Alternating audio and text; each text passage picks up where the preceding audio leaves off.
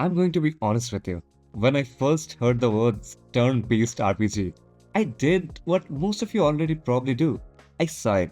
I pictured very boring gameplay and an hour of grinding before the fun even started. But then I played this game, Expedition 33, and everything changed. This isn't just a great RPG. This is the game that genuinely and fundamentally redefines what a turn based system can be. It's exciting, it's visceral, and frankly, it's beautiful. And because the story is an absolute masterpiece, more on this later by the way, this entire review is going to be completely spoiler free, so feel free to watch this till the end. Consider this my candid opinion why this game is the game of the year and deservedly so. By the way, my wife played this as her very first game and she loved it. She also said that she would read this as a storybook any day. Well, before we dive into what makes the game so special, we have to talk about where the game came from, Sandfall Interactive. Because the story behind the studio is, to be honest, just as compelling as the game itself. This isn't some AAA factory slop. This is a passion project. The CEO, Kevin, literally left a high-level position at Microsoft to build this game. It took years, fueled by passion to create a game that took after his childhood favorite, Final Fantasy. In a landscape littered with half-finished microtransaction-ridden disappointments, Expedition 33 feels like a breath of fresh air. It's a game built by fans, for the fans. And to be honest, it shows itself in every single polished detail. They had the passion, but did they have the execution? Especially on that turn-based system. Well, let's get to the main event. FYI, I'm a huge Souls-like fan. They can be very fun.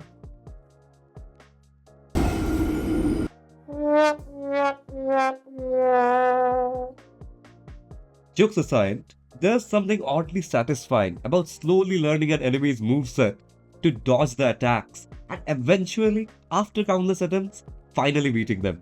And honestly, I never thought I'd feel that same rush in a turn-based game. Here's the genius. In Expedition 33, the combat sequence isn't just about picking a move from a menu. The moment-to-moment action is actually interactive. When an enemy is about to strike you, you can parry or dodge in real time. That one simple addition obliterates the repetitive nature of the genre. You are not just watching the fight anymore, you are in the fight. It turns every encounter from a trash mob to an epic boss into a tense fight. The satisfaction of landing a perfect parry and then launching a beautiful counterattack. It elevates the risk-reward loop of the game, demanding actual player skill, making the game way more fun. The parry timing window, while incredibly satisfying, can actually be brutally tight, especially for the new players. Almost frustratingly so on certain enemy attacks. There are moments where the visual cue doesn't quite match the required timing, which can lead to cheap feeling damage until you have mastered the fight. That aside, frankly, it is the tightest, most engaging combat system I've ever seen in an RPG, full stop. If you abandon turn-based games because they felt too slow or too repetitive, you owe it to yourself to experience this. Now let's talk about depth. Because there's plenty. Pictos, luminas, skills, and the synergies between them. This game has a lot to offer. Pictos and luminas are essentially this game's stat boosts and passives. And the system is, to be honest, beautifully balanced.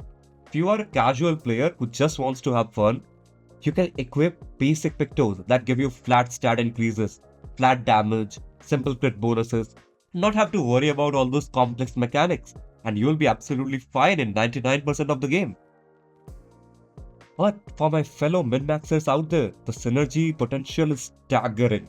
You can combine certain pictos to create game-breaking builds. I mean, millions of damage per hit. A picto that activates on a perfect parry, which then triggers a burn, which then powers up your next special move. The core takeaway is this. You are given the tools to make every single build viable. You can play the game your way. Like burning people to death? Sure. Or maybe you like aiming with your pistol? Also sure. Or maybe you want to one-shot enemies. There's a build for every single one of them. Combat and mechanics are the backbone, yes, but a great RPG needs a world you want to live in, and this world feels truly lived in. The NPC interactions are fun and lively. The banter between the side characters feels real. The level design is phenomenal. It's not just a set of hallways leading to a boss. You are constantly rewarded for exploration. Tucked away in every corner is an optional elite enemy, a new picto, a rare piece of gear. My number one is simple. Always explore. If you rush through, you'll miss the best gear and the most satisfying secrets. This game rewards curiosity heavily, making the act of traversing the world a minigame in and of itself. And now, this part that speaks for itself, the graphics. Honestly, do I even need to say anything? Clair obscur, trouble de rature, courera Eiffel. Clair obscur, voir des hauts peintures, trouvera sans elle. Clair obscur, trouble de rature, trouvera Eiffel. Clair obscur, voir des hauts peintures, trouvera sans elle. If I had to nitpick the visuals, clipping is present in quite a few cutscenes. This is a minor point, but it breaks immersion slightly. Beyond the visuals, the difficulty curve is absolutely perfect. There's a tough balancing act, but Sandfall Studios just nailed it. If you engage with the mechanics and explore just a little, you'll feel challenged but never overwhelmed. You always feel just prepared enough for the next area, not too strong, not too weak. It's a masterful difficulty design that makes every victory feel earned. So, the combat is revolutionary. The builds are deep, and the world is stunning. But the single thing that kept me glued to my screen, even more than the satisfying parry system, was the story. The writing is sharp, the voice acting is stellar, and the core narrative is constantly intriguing. I will not spoil a single beat. Trust me, you want to experience the reveals for yourself. But I know this.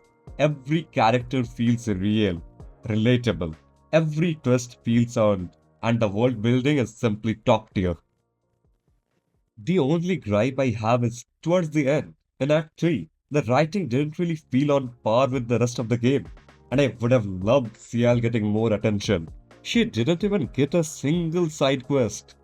However, these are minor issues that do not affect the overall experience significantly. Expedition 33 is the total package. The sales speak for themselves. Over 4 million just on Steam. At only $50 with over 50 hours of content. I myself am over 40 hours deep, by the way. This game is absolutely worth playing. I give it a 33 out of 10. Now, I want to hear from you. Are you finally excited about a turn-based RPG? Will you be playing Expedition 33? Let me know in the comments below. If you enjoyed this candid review, feel free to drop a like and subscribe. That means a lot to me. I will be working my best to bring you more high-quality content like this. Thank you for watching.